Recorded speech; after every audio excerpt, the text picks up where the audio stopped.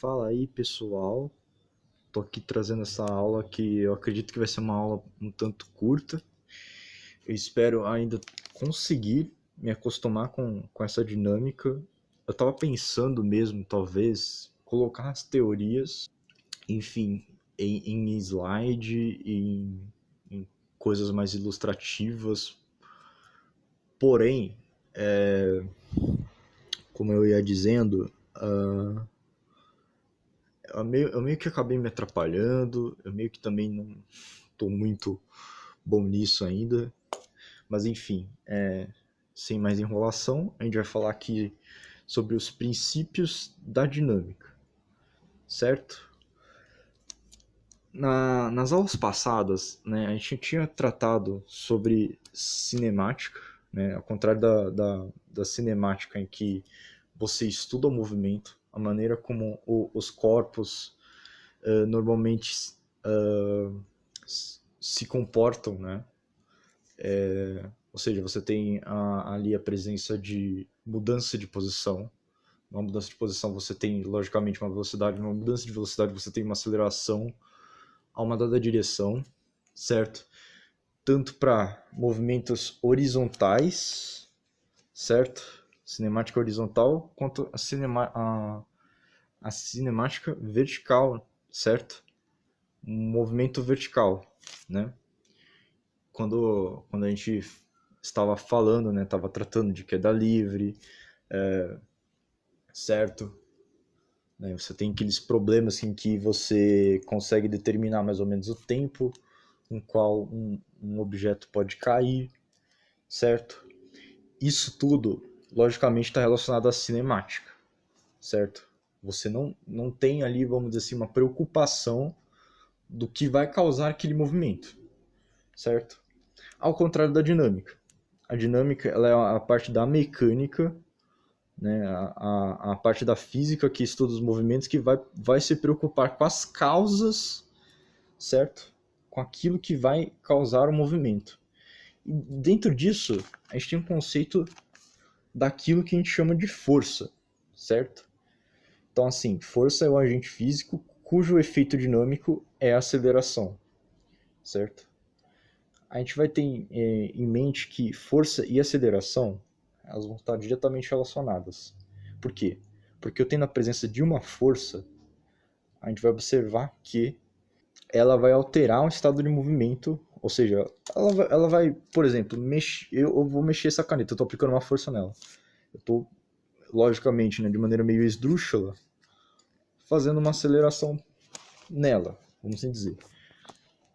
Nisso a gente tem a ideia de força resultante, certo? A gente tem aqui o garoto B e a menina A. Tudo bem, a gente pode falar que é o Bruno ou a Ana, talvez. Enfim, aqui temos uma caixa, uma mesa. Tá? Finge que isso aqui é uma caixa, que o desenho ficou uma porcaria, mas tudo bem. E, bom, eles estão disputando aqui, né? Fazendo uma guerrinha, né? Vamos assim dizer, de cordas. E o Bruno, ele tá aplicando uma força F de B para cá e F de a Ana, para lá, certo? A gente tem que ter em mente, cara, que a força ela vai ser uma grandeza sempre vetorial, certo? Então ela tem sentido, como eu já falei, né, nas outras aulas, tem sentido, e direção e módulo, certo? Então, vendo o módulo, né, da força da Ana, deixa eu ver se o foco aqui tá meio estranho. Força da Ana sendo maior que o módulo da força do Bruno, a aceleração, opa, a aceleração será orientada para a direita, certo? A gente observa que a Ana aqui está para cá, né? Então, se o módulo da força dela for maior, vai para a direita.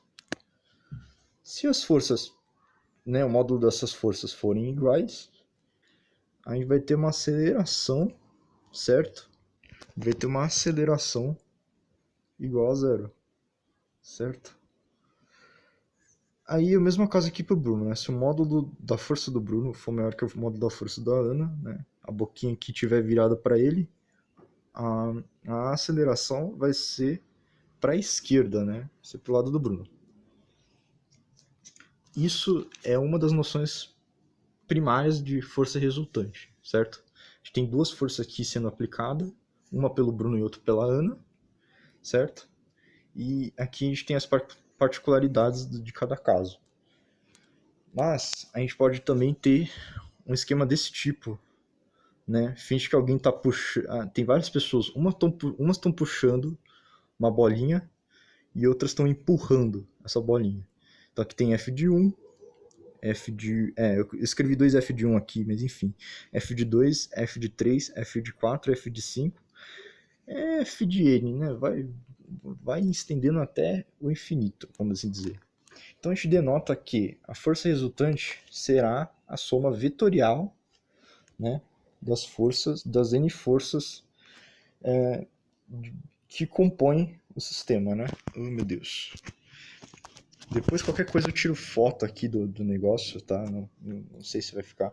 Então aqui F igual a F de 1 mais F de 2, reticências até F de N forças que vão estar atuando nesse corpo, que podem estar tanto direcionando, por exemplo, para para um lado a força, certo?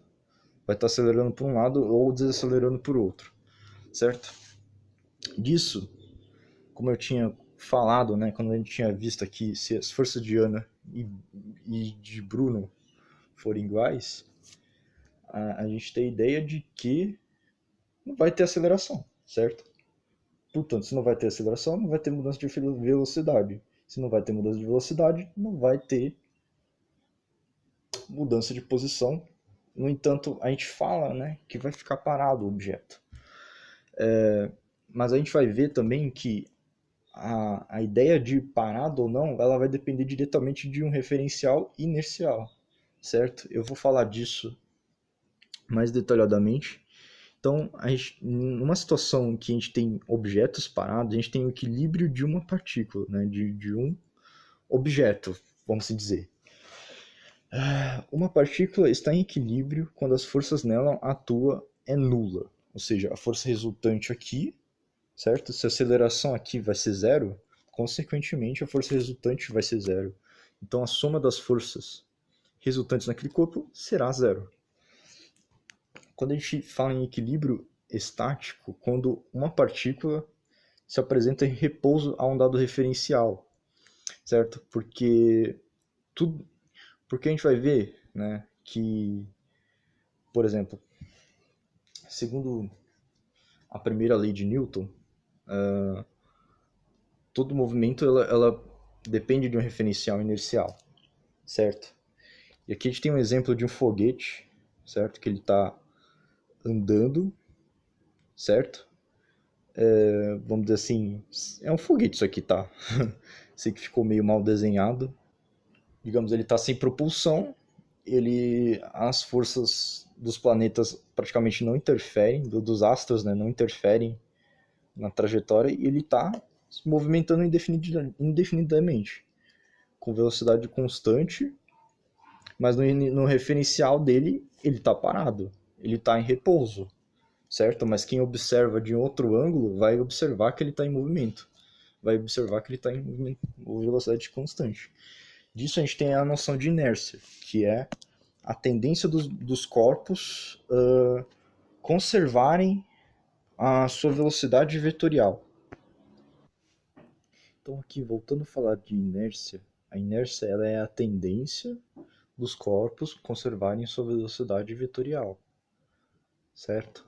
Ou seja, a tendência de um corpo conservar o seu estado de movimento, certo? Tendo isso em mente, o que a gente quer dizer, né? Ou ela vai ficar parada, ou ela vai andar em velocidade constante, certo? Assim sendo, a gente pode falar do princípio da inércia, que é a primeira lei de Newton, certo? E o primeiro enunciado diz que se uma força resultante sobre a partícula ela permanece em repouso ou em movimento retilíneo, ou seja, em velocidade constante, certo? Por inércia, certo? Portanto, você não vai ter a presença de uma aceleração nesse movimento. O segundo enunciado diz que um corpo livre de uma força externa resultante é incapaz de variar sua própria velocidade vetorial. Ou seja, ele vai estar livre de forças externas, ou seja, ele vai manter o seu estado de movimento, certo?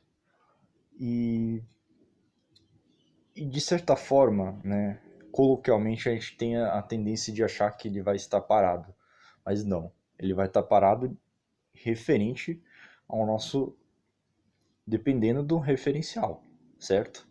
Que nem um carro em movimento, em velocidade constante, ele tá parado no referencial do carro, mas observando de fora, né, por exemplo, alguém que está de fora observando esse carro vai ter a impressão de que o carro está em movimento, certo? Então, sempre quando a gente fala de inércia, da primeira lei de Newton, a gente tem que ter em mente qual referencial inercial a gente está considerando, certo? Daí vem a noção de referencial inercial.